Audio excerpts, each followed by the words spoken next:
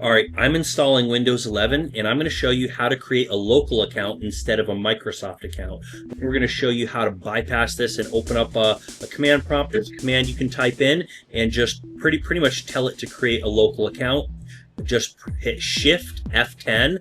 I pressed it a few times because it wasn't responding right away, just running a little bit slow, but here we are, and you're going to see it opened up a few terminals because I pressed the button too many times. That's Shift F10. So anyways, we don't need all of those terminals.